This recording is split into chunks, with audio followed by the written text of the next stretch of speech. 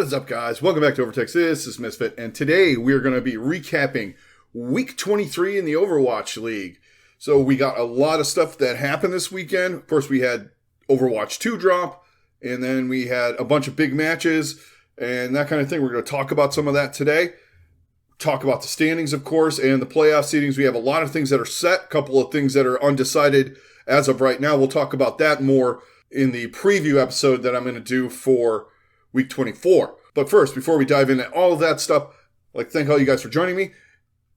All of your support's been greatly appreciated. If you guys have been coming in for one day or for the last 5 years, thank you very much. If you're new, just checking me out, I do Overwatch League content 2 to 3 times a week, depending on the schedule, what's going on. We're going to try and figure out a playoff schedule now because there's games every night from the 30th all the way to the 3rd, or the 2nd, I should say, of November. So we're going to figure that out. Probably drop a couple episodes here and there, a couple quick ones, talk about matches and things like that. Do some predictions, of course.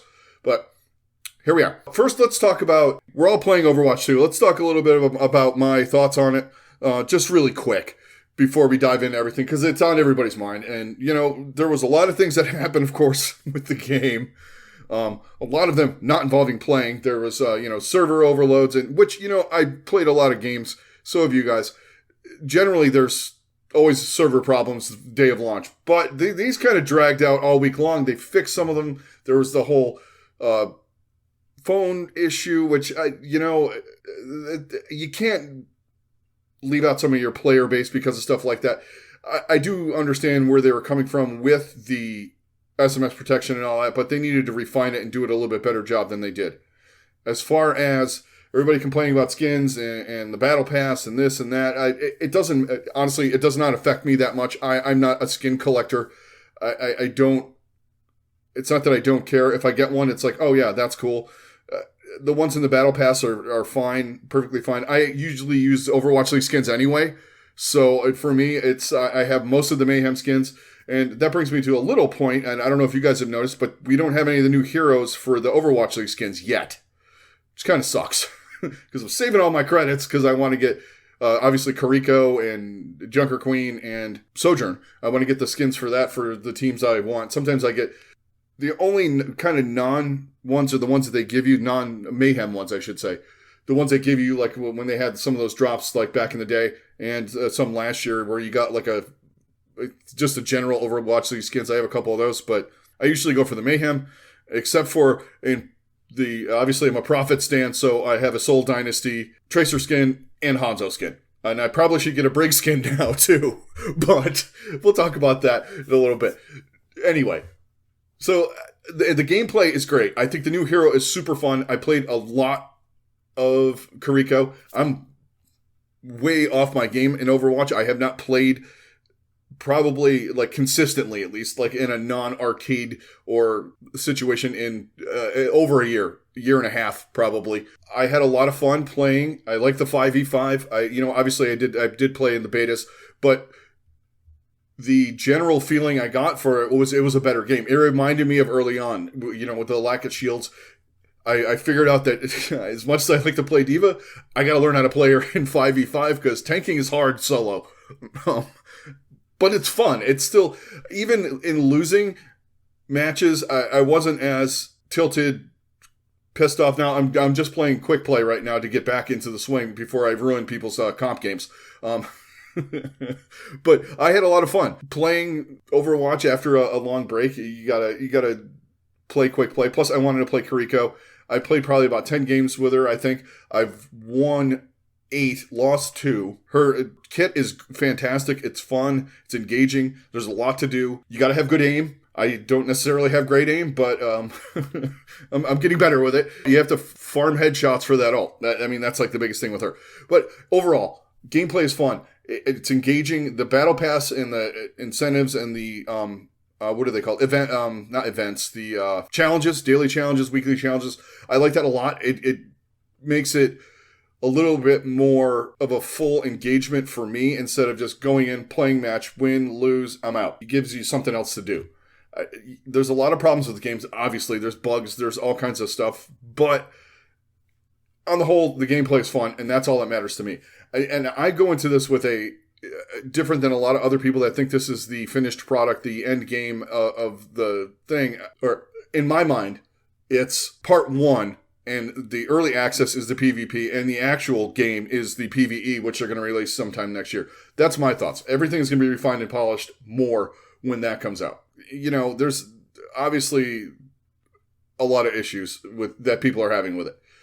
I don't think they're focusing as much on PvP on the whole. Yeah, they want it to be good. They want it to be fantastic, whatever you want to call it. But a lot of the quote-unquote Blizzard polish, it didn't happen, and I think a lot of that is coming with the PvE game. That's my take on the first week of playing Overwatch 2. It could change. Who knows? I have fun. That's all that matters to me, is I'm having fun playing the game. When I don't have fun, I don't play it. That's just the way it is. So let's talk about Week 23 in the Overwatch League. So we had a lot of stuff happen this week, guys. We had a lot of things go down as far as standings, playoff seedings, and a lot of, just everything fleshing itself out. Meta, it's looking Zarya heavy right now. Yeah, you could play D.Va, you could play a couple other heroes too, but I think the Zarya is the best pick for right now. We'll see what happens when we get to playoff time when Kariko comes in, which I don't think she doesn't come in for another week into comp. So a week from when this airs, so from launch day, they were waiting 2 weeks, which I totally understand, and I get that. You don't want people going in and, like with me, I don't want to go in and fuck people's experience up, because people are just going to dive into comp, pick her, not know how to play her, and lose games, and that's not fun. Anyway, so let's talk a little bit about standings and whatnot. But before we dive into that, picks-wise, guys, I was on fire, except for the 2 games I was sure of. I lost 2 games all weekend long. The one that I called out, I called my shot. Dallas gets beat 3-1 at kind of home, at a homestand, and I had them winning 3-0. The other match was, I was 99.9% certain the Seoul Dynasty would beat the Hangzhou Spark 3-0. They lost 3-2. The only 2 losses I had were the ones that I called my shot on. I find that hilarious, actually. I had one of the best weeks I ever had, and I was mad because the 2 games I lost were the ones that I was pretty close to 100% certain were going to happen. And I'd like to say the Overwatch League is wacky, but those 2 games were kind of wacky to me, relatively speaking. But let's talk standings. I just had to throw that one out there. I got 20 points in the West and 15 in the East in my pick'ems. I was on fire. But the 2 games I was sure of, I lost. Anyway, standings. Let's talk about the standings. So in the West, we'll start West. West, we're locked in. Playoff teams-wise, except for the 6th slot, which is up for grabs between Toronto and London, who both play this weekend coming up. London has a 1-point lead over Toronto. They have more wins, but Toronto has had a better showing in tournaments, so they have 14 points. London has 15.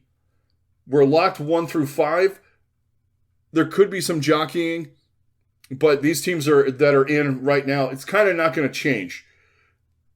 Minus maybe London leaping up and getting into, Toronto leaping up and getting into London spot. Atlanta did kind of what we thought they could do, and they leapfrogged London, and Houston saved themselves by beating Dallas. And also, the Outlaws are the exact opposite of the Reign. They're so good in the regular season, but then you get them into playoff situations, and they're not that great. It's kind of weird, but I mean, Houston took care of business. They beat Paris 3-0, and then they beat Dallas 3-1, and they picked up a bunch of maps. They kind of have cemented themselves in that 4 spot. Which, good for them.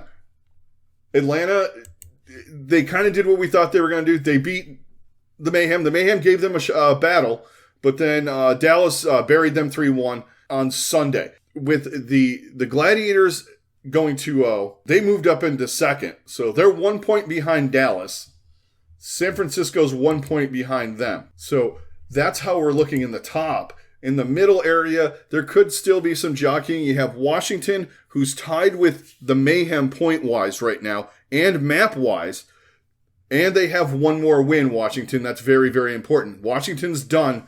The Mayhem have, coming up, they have Toronto and Houston. So Mayhem could very well go 0-2. They're not going to be able to drop below Boston. But the chances of them jumping over into the 8th spot and knocking Washington back down to 9 are kind of slim in my estimation. I mean, Boston's got New York and Paris. That's a good 2-0 shot for them. That could be 2 more points, but they're 4 points behind the Mayhem, 5 points behind the Mayhem right now, and it's kind of impossible to pick that up. So the West, we're looking at the Toronto-London scenario and the Washington-Florida scenario. The Toronto-London scenario is a way bigger than the Florida-Washington scenario because whoever gets ahead in that, they will be locked into the playoffs, not have to deal with play-ins, and potentially get knocked out before they even get to the playoffs, you know, with the scenario with Anaheim and the whole actual playoff thing. So big games coming up for Toronto and London. Just a quick preview. London takes on New York, and London takes on San Francisco. Toronto's got the Mayhem and the Outlaws. So it's going to be a nail-biter. And that's the last game of Sunday of the week. We have Toronto-Houston.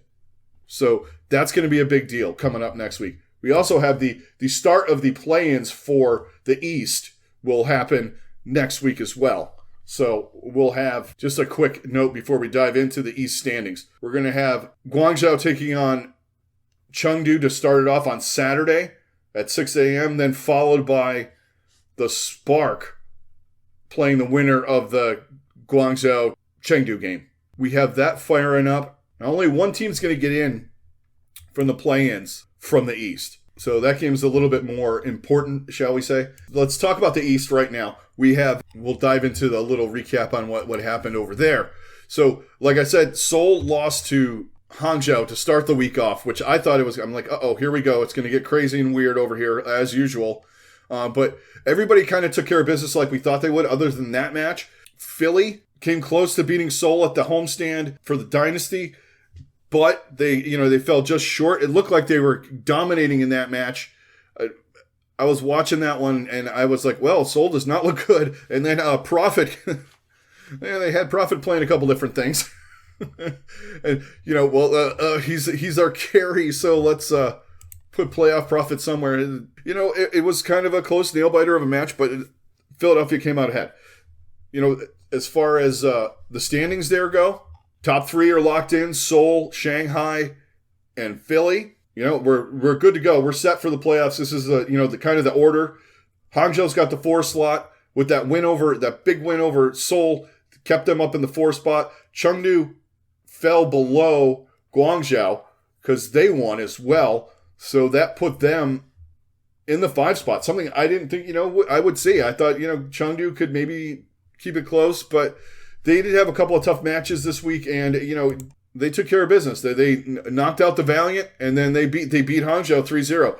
I kind of liked them in that match. I picked them. I didn't pick them 3-0, but because I felt Hangzhou just was good early, and they put obviously all the eggs into the let's beat Seoul basket to lock down that 4 spot, which they did. And I was saying Guangzhou. I meant Chengdu. Chengdu did have the tougher schedule. They had Philly, and they had Shanghai. So, I mean, you couldn't expect much. They were probably hoping that Guangzhou would lose to Hangzhou, maybe the Valiant, and they could have kind of stuck in that 5 slot, but it did not happen that way. So the East set.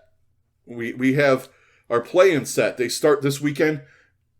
Like I said, Hangzhou, 4 spot. Now, I believe this is single elimination stuff here. This is it's all on the line. So Hangzhou's in the driver's seat with that because they got whoever they play is going to have to play 2 games.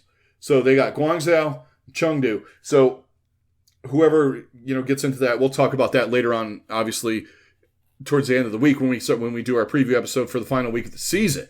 East is set. West, still a couple things to figure out. The Washington Mayhem seeding and the London Toronto, who gets into the playoffs, who doesn't. They hold their own cards in this. They control their own destiny. As far as who looked good this week, Gladiators seem to be back in form to me. They look good. Houston actually impressed me a lot. They were very much on top of Dallas. And you could say what you want, like I did. I didn't think they were ready for it and this and that. To beat a team like Dallas, they beat them earlier in the year. This is a totally different scenario with Dallas. They're playing this much better and that and whatnot and what have you. End of the day, they still can beat Dallas. They played them very aggressively. Dante shows how much of a integral part of that team he is. I don't think a lot of people say stuff, we talk about this guy and that guy. Dante is one of the smartest players in the Overwatch League, bar none. I mean, he's picking up heroes. They're doing different things that you didn't expect him to do. Yeah, he played a little bit of D.Va way back in the day, like pre-Overwatch League. All right, yeah, sure, you could say he's got some experience on D.Va in professional play, sort of. But, he's picking up Zarya. He's picking up D.Va. The guy is playing good. And, he also has the Doomfist and the Junker Queen that he can play too, which they're both kind of out of the metas because they're in pro level, they're god-awful. They're annoying as fuck in regular Overwatch for you and me. And you're going to see, you're not going to see Zarya in regular, normal human Overwatch. People don't play Zarya enough, in my thought. A lot to work with. That's a whole story for a different day. But anyway, I'm just impressed with what Houston did this weekend. I'm also very, very much looking forward to seeing how these teams adapt to some of these metas. Atlanta had to kind of change on the fly with Dallas. They were playing the D.Va, doing that kind of thing, working in a little bit of Zarya here and there. But going up against Dallas, Dallas is so good at that. That's why I liked them against Houston. I just thought they had a better option to beat Houston. But Atlanta, they kind of did what we thought they were going to do. I mean, actually, I nailed both of their... I nailed the Dallas match. I'm sorry. And on the teams that impressed me, I said Guangzhou was looking better with, the guys they picked up here and there. They picked up guys from the Chengdu fire sale. They picked up Piggy, who got let go. They're looking good. They have picked up some decent players. And, they went 2-0 this week. I thought they'd go 1-1, and they would kind of be still in the scenario for the play-ins, but I didn't think they would be the 5 slot. It might not make that much difference. They still had to play the first game anyway. You could say it didn't matter. Maybe Chengdu didn't care about these two matches or that they had to play. They had a way harder schedule than Guangzhou. But Guangzhou still went out and beat a team that's allegedly better than them in Hangzhou, who came off a win from beating the Dynasty. The Dynasty look a little shaky right now. I'm not going to lie. They lost to the Spark, and then they had a scrape out a win against Philly. Philly's, in my mind, way better than the Spark, but especially after this weekend's play, Philly looks like they're kind of getting things better, or back up to par. When you have Fury in there playing heroes that he's good at, man, that guy is so good. But I'm kind of bouncing all over the place here, back and forth between East and West. Biggest takes from the weekend for me, honestly, is that the good teams are still the good teams in this league. And a couple of them, when they had to, they won. Dallas, to maintain that top spot, to stay ahead of the Gladiators, they had to beat the Reign, and they did. You can say what you want about their play on LAN and their play in those tournaments, which has not been great. I mean, yeah, they did win the Summer Showdown. So some of the takeaways were from that, to me, at least in that scenario, they were so good at that Junker Queen meta that nobody could touch them. So, and Toronto gave them a little bit of a fight, but they still won that. So I thought they kind of got rid of some of the problems they were having with LAN, but it could be just a whole nerves in front of a home crowd. Sometimes that happens. So that happens in regular sports. You're pressing, you're trying so hard to win for the the home crowd that you just don't play like you normally do. You're a little too amped up, a little too excited. And I think that could have happened against Houston, and Houston took full advantage of that. Houston played them aggressively. They beat them, but Dallas is still at the top. Gladiators are still good. They, Happy, great addition. He looked fantastic on Sunday. Boston gave them a fight, but not much of one after a certain point. There was a certain point where you put the clamps on them and just shut Boston down. Boston, a lot of people are kind of disappointed with Boston. Boston is what Boston is to me right now. I think they're kind of frightening if you have to play them in this playoff, in the play-in scenario. Because they have, I believe they've beaten pretty much every team that's in here I know they've beaten Toronto, they've beaten Florida, Washington. I think the teams that could be in there, I think they possibly have beaten London or came close to beating them once or twice. But they're a scary team in there. I don't think that the expectations that everyone set for them were fair, given the schedule that they had and that kind of thing. I mean, it's not like they were playing hot garbage. This stage they played Houston, Washington, and the Gladiators and the Mayhem. They beat the Mayhem pretty handily. They beat Houston, so it's not like they're bad. I just don't. Some of the takeaways that people are getting from this are that they were going to dominate or be good at that because they have Punk and this and that. Yeah, they're going to be decent. I didn't think they were going to set the world on fire, but they have a shot, and I would be afraid to play them. Same thing with Washington. I'm afraid to play them too. You're the Mayhem. You're London, Boston. Washington's kind of scary. They can beat any team at any given moment. They can also shit the bed faster than any team in the league. It's true story. They beat grind out a win against Boston 3-2 this week, but there are times when they lose to teams like Vancouver. So I think right now we have a very, very fun couple of weeks coming up here ahead of us, guys. We'll talk, obviously we're going to talk final week of the season. We're going to talk MVP at some point in the next few days. I'm going to throw a video up on there, my pick for MVP. I'm going to try not to be the big profit stan that I normally am. And I'm going to look at everybody equally and probably pick profit. I'm just kidding. It's a possibility. You never know.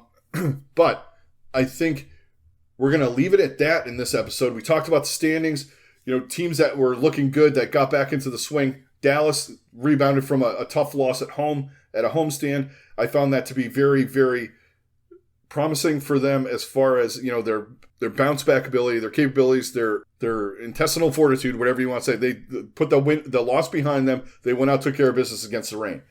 I think Houston looked fantastic against Dallas, and I think that's a good sign if you're a Houston fan. I, of course, botched that pick.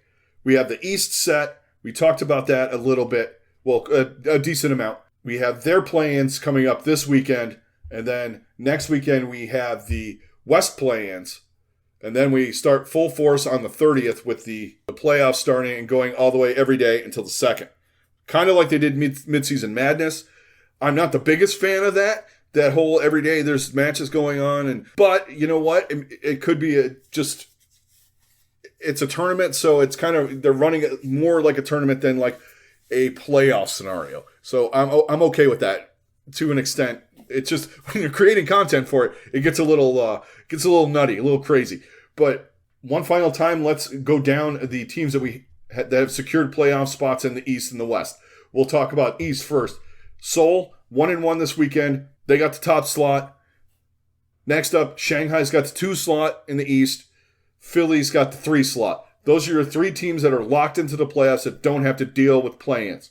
The play-ins for the East, which are coming up on this weekend, which I'm going to do I'll do a separate one for that compared to the West. Where the West, we're going to be talking more playoff scenarios. This is cut and dry. We have 2 matches to decide the final playoff team from the East, and we'll talk about those fairly extensively. Probably a 20 minute video. We'll go over all the stuff. We have Hangzhou, Guangzhou, and Chengdu playing for that final spot coming up in the weekend, like I just said. Hangzhou locked in the 4 slot by beating the Seoul Dynasty. Guangzhou went 2-0, jumped over Chengdu, who went 0-2. It's a good story for the Charge. They look like the worst team in the East to start, but they slowly got guys in, built up a better roster. Chengdu, I think, after we looked at what happened with their roster, this is about where we kind of thought they were going to be. Somewhere in the middle, maybe, but they're at least in the play-ins. The whole fire sale kind of hurt their chances. I thought they would be up in the top 2, 3, like maybe occupying that Philly slot, and they're in the play-ins. Hard to say. Obviously, Valiant are out. Now let's talk about the West really quick, and then we're going to call this one a day. Currently occupying the top slot. Only team that plays from the top 3 is San Francisco. If they get 2 wins, they will jump back over if they get 2 wins, they'll tie with Dallas. And then I don't know what the tiebreak scenario is there. Dallas might get it anyway, but top slot, Dallas, second slot Gladiators. They're done for the year. 1 point behind Dallas. Houston's got the 4 spot locked in. Atlanta's got the 5 spot locked in. Potentially. Well, if the only scenario is if London goes 2-0, they'll jump the Reign by 1 point. So then Reign will be the 6th seed. London will be the 5 seed. That's the only kind of scenario. I didn't even notice that. My bad. So, I mean, there is a chance that someone could jump them. Toronto goes 2-0. They could tie Atlanta, still be in the 6th slot, I think. So I'll get all of the maths done before we do the preview episode. And then, like I said, we have one seeding slot thing left in the bottom, and that's going to be the Mayhem and the Justice. Potentially, if one of them goes 2-0, they could get up to 15 points, and say Toronto goes 0-2 or London goes 0-2, there could be a scenario where they kind of sneak up to the top spot, which you kind of get a first round bye kind of scenario there. You kind of want that in the play-in. So it still matters. That's what happened after this weekend. This is where we're at. Matches were good. They're starting to get a little bit, amplify a little bit. You're seeing a little bit more pressure as we get closer and closer. This weekend it's going to be there. We have the play-ins in the East. So we'll talk about that coming up. But that's going to do it for this one, guys. I'd like to thank you all very, very much for joining me. All your support's greatly, greatly appreciated. If you're new and you made it to the end of the video, thank you very much. If you could hit a like, hit a subscribe, all that YouTube jazz, helps me out quite a bit. That's going to do it, guys. This is Misfit. I'm out. Everybody stay safe, have a good rest of your day, and I will talk to you on the next one.